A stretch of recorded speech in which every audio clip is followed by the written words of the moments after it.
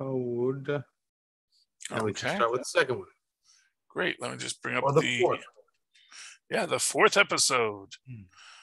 Okay, let me just jump back one. I remember all the arrows, which way the arrows go. No, Prime, not now.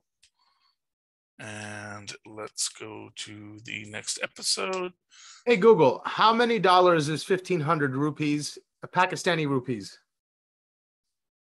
1,500 Pakistani rupees is approximately $6.78. Well, there you go. What was that? How much was that? How much the glasses cost? Or No, the guy who. Hey, Google, stop. $6.70. That was the guy selling who took a Polaroid of her and then tried to force her to buy it. And I'm like, man, I'm not gonna pay you for this out of play. But then I was like, it's $6. Just give it to him, get rid of him, get out of your way, move on to what you gotta do. She's a teenager. She may not have $6 because she does not have a job. Remember? No. She had money. She paid him, but I was like mad that she paid him. I was like, why would you shouldn't? But I was like, but like it doesn't matter. Just you got a mission. Don't worry about the stupid guy because he's gonna create problems. That's what these scammers do. All of a sudden, there's two people around you. It's like, oh, you gotta pay. You took the picture. You wasted film. Blah blah blah. Yeah. But I understand. I understand. Yeah. But yeah, for $6, let it go. Let it go. Yeah. Anyway, and to be fair, she looked like a tourist. Yeah. And it's like, you know what? I can tell you're a tourist. Yeah. Okay. Avast me hearties, and welcome once again to Full Stream Ahead. I be your Captain Charlie, the Professor Esser, and with me as always is me first mate and skinny rich friend. It's Mozz. Welcome, Mozz, once more. And there's Tristan, my second mate. In a world of capes and lunatics, gods and monsters, there are those who fight for what is right, even if they're on the wrong side of the law. Even in Karachi, Kamala, this is Ms. Marvel, season 1, episode 4, Seeing Red. Kamala travels around the world to solve the mystery of the bangle and her family's history. Our director this week is Sharmeen Obiad Chinoy. Our writers this week are Sabir Pirzada and A.C. Bradley, along with Matthew Chauncey doing that teleplay work again. Our story was by Sabir Pirzada. It was created for television by Bisha K. Ali. G. Willow Wilson and Adrian Elfona get our Ms. Marvel / Kamala Khan created by credits. And our supervising producer, working hard, supervising that production, was none other than Sabir Pirzada. All right. So, welcome to Karachi, Mozz. City of Lights. See? Because it's light. Like the Noor dimension and the light. See? Let me I'm trying to remember. We don't really get where does this episode open? I'm trying to remember. Does it open on the airplane? In the airplane, yeah. They're having a little witty banter before they get off the plane, saying, hey, let's make peace. Yes. Well, because we got to get there, and there's the guy in the middle seat who just says, I'll sit somewhere else. Rather than between the mom and the daughter having their thing. And of course, Kamala makes the point about her stuffed animal is a napping pillow. She doesn't need a stuffed animal. She doesn't need her baby sloth. It's a napping pillow. Yes. They get to Pakistan. They meet the cousins, and get a lot of fun family stuff. We do get to meet the grandma, and now the grandma admits right there that yes, you are a jinn. Mm-hmm. Oh yes, I love that and it also sort of builds into this idea because obviously we get in this that like what it was that the grandma did that was bad, and it seemed like she was just saying, "Yeah, no, our family are Jinn. It's just in our it's our nature. My mom was a Jinn. That's And then she interestingly says it's just genetics. I was like, what does that mean? What does genetics have to do with supernatural lineage? You know what I mean? Well, you actually get a reference to that later when we are with the Red Daggers. And the one elder Red Dagger says, look, if I forget the young guy's name, but he says, if you the old guy's name is Waleed. Yeah, Waleed. And he says, if the young guy showed up in the Himalayas, 100 years ago, they'd call him a Jinn too. Which is actually kind of that's another interesting reference to the Inhumans, because the Inhumans both actually do have a location in the Agents of S.H.I.E.L.D. universe, which it's not in the Himalayas, but it is in the mountains off of China. And then you also have the fact that the actual Inhumans had their city before it was on the moon. It was in the Himalayas. So it's an interesting little reference there to tie it back into the Inhumans.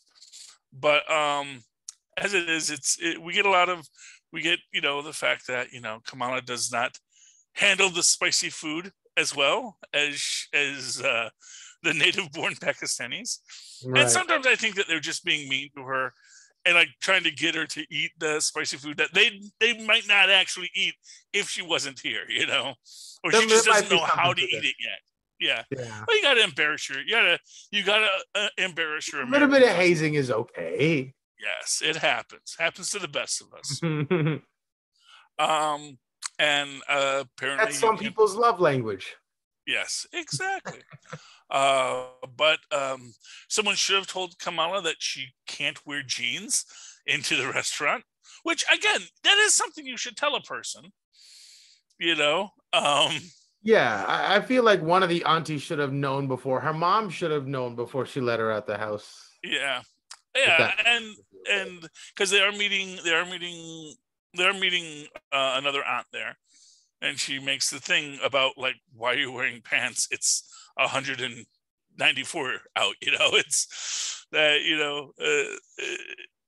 it's funny. You get a lot of cute cultural stuff in this where it is just that back and forth. But this leads us to what Kamala's purpose is. She needs to go to the train station because she doesn't know why, and she doesn't know what she's doing. Because actually, even before this, she does have that nice scene with her grandmother where they're just talking, and you realize that the grandmother really doesn't know much. She just knows that her mom, when she was a little kid, told her that they were Jinn, and that apparently this was something that her father told her. That your mother was a Jinn and she was magical, yada yada yada, and she disappeared. But this is her, and this is all we have to carry us through, which is a sweet story in its own way. Does sound a bit made up, but I guess that's the thing. It's like in this universe, it would all sound made up until Thor fell from the sky, right? And then we see that when we actually do get down to the train station, and we do see the murals for Ant-Man, who is apparently very big in Pakistan. That's hilarious. That's great. Yeah, well, I don't know why, but Paul Rudd, Yeah, well, that is true. Everyone does love Paul Rudd, and it's interesting, and I don't know why the Ant-Man makes that move, but I guess maybe the idea of that person who can shrink and grow and be all these different things, maybe that's very attractive to the Pakistani people, or maybe it was just one mural and there's a dozen others for all the other Avengers and we just haven't seen them yet. But yeah, that's more likely. But then she gets into the fight with the Red Dagger.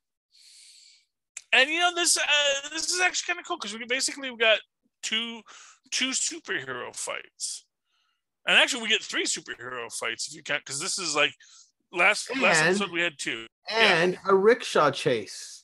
Oh well, you had to have a rickshaw chase, Yeah, which is great.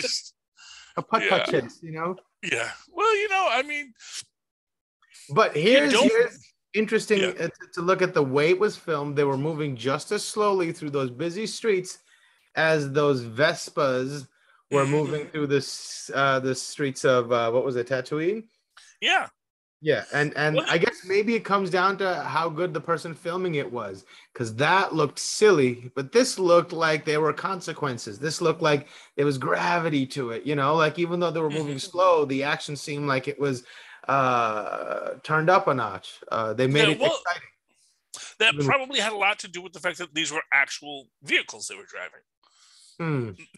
Like had they actually put them on Vespas, in the Star Wars film, it might have had much more of that weight, right? Because you would have felt the weight of the Vespa, but because they're actually supposed to be on these little floaty hoverboards, and it's just like the hoverboards, when from Back to the Future, you can, doesn't matter how tough looking a hoverboard it is, it's still just floating on air, and its ability to have that weight and mass and that difficulty is it's harder both to animate and to think about.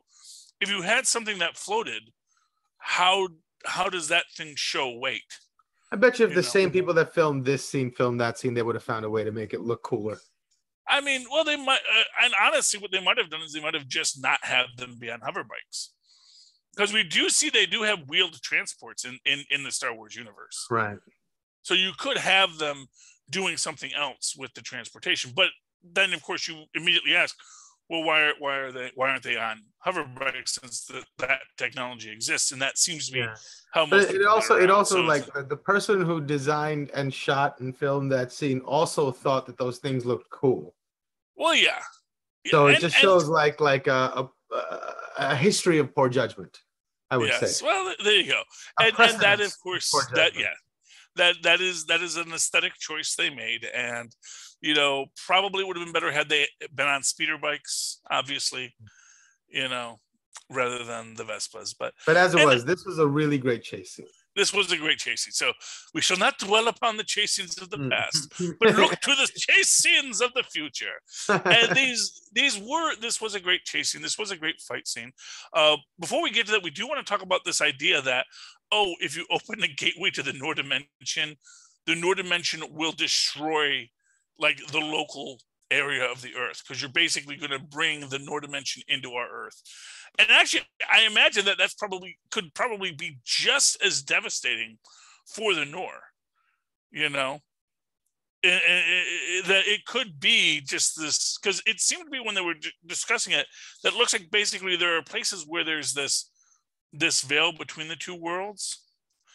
And yes, the Noor Dimension coming into this world, in that area, it would destroy that part of the Earth. But one imagines that maybe that just that act of destroying that part of the Earth is probably going to have an equal and opposite effect on the Noor Dimension. If that is, an antimatter dimension, as an example, obviously that's just devastating for everybody, and that's the thing. It's like, it's entirely possible that these, again, we come into why were these Noor exiled in the first place? And was it maybe because they wanted to open these gates? They wanted to, explore this other world, that the other Noor said, no, we have to be very careful. That's a very dangerous world. We just don't go into that world, or is our Earth like their Phantom Zone? And, you commit so many crimes in the Noor Dimension, and they say, you know what, you got to go to Earth. And we're just going to drop you off, and you'll be fine. You can beat people up on that planet, but just be careful, because there are Asgardians over there too, and sometimes the Kree show up and they're Skrulls. So don't get too cocky in who you pick a fight with, but you should be okay. But don't go to Wakanda. Oh, that was actually one of the things I thought was very interesting, is that the sound cue that the clandestines weapons make seems to be similar to the vibranium sound effect. Interesting, right? Yeah. So I do wonder if there's some aspect of that, where that, and that's sort of like there is that question, like when the vibranium hit the Earth, if that changed something about the Earth. Obviously, it changed Wakanda, definitely, but you don't have something that just hits the Earth and is only in that one spot. You've got because really you're going to have, as it's entering the Earth's atmosphere, you're going to have from heat and friction, what do you call it? Vibranium dust going all over the planet. Even if when it hits, most of it is contained in what kind of, you're still going to get some kind of debris, some kind of explosion outward that's going to have some effect. And then if you add into the idea that there was more than one vibranium meteor, that there was like one big mound of vibranium that hit Wakanda, but there might have been other fragments of vibranium that fell elsewhere in the world, because people seem to know what vibranium was. It wasn't like all of it was in Wakanda. That's just where the biggest deposit was. So it's interesting. It's a possibility. But anyway, we get into this big fight, and we do open the gateway to the Noor dimension. And wait, is that this episode? I don't think they did that. No, that's right. No. I'm sorry. The place where the train station is. Yes. Okay, that's where this one ends up. Yeah, but I'm trying to remember, because she slams the bangle with her spear, and this thing opens up, and then all of a sudden she's in the train station. Okay, yeah, that's right. Okay, I'm jumping ahead because. Okay, never mind. So yeah, that's what happens at the end of this one. While they're fighting, while they're trying to get the bangle from her, Walid dies. A couple of the clandestine die. Although, did he die though? He got shot like in the side, or stabbed. Yeah. Well, they seem to feel it was pretty bad. Yeah. So I mean, yeah, it's sort of like my thought in that moment was, look, this is what our whole organization was about, was to prevent the Jinn from so it's an honor for him to give his life for that cause. So, and our cause right now seems to be you. So I'm devoted to this cause as well. We got to get you out of here. My life, his life is not as important as protecting the world. We got to go. So he was probably telling stories to make it easier for her to go. Yeah. And I do think that is definitely what they were trying to deal with there. Just sort of, we keep going because what is most important is they don't get that, because it is going to be bad if they do. Yeah. And then we see that Kamala shows up at the train station, just as, and it is interesting because it does show that flat circle of time, which means that this is what she was supposed to do.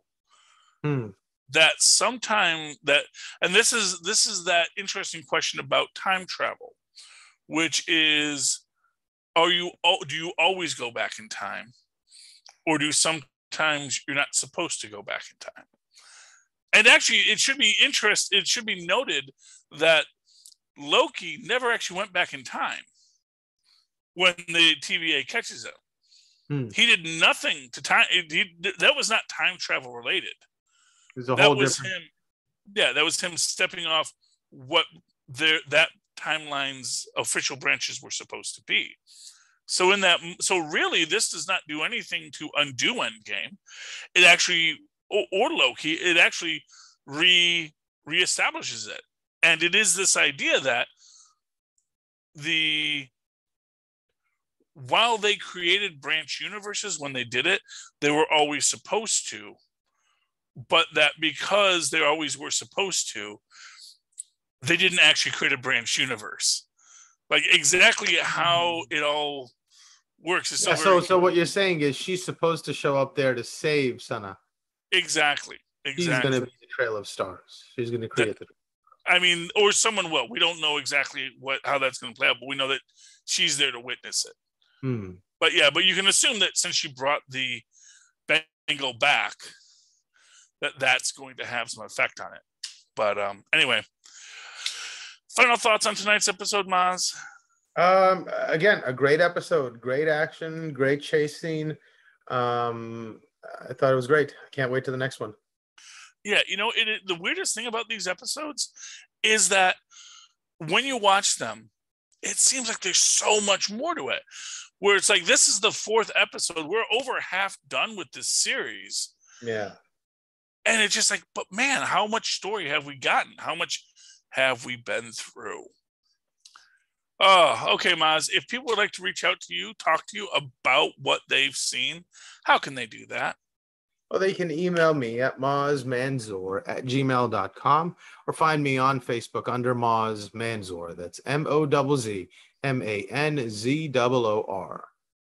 And of course, you can always write to us at the Capes and Lunatics Network for any of our shows, not just Full Stream Ahead. You can write to us at CapesandLunatics. That's all spelled out: CapesandLunatics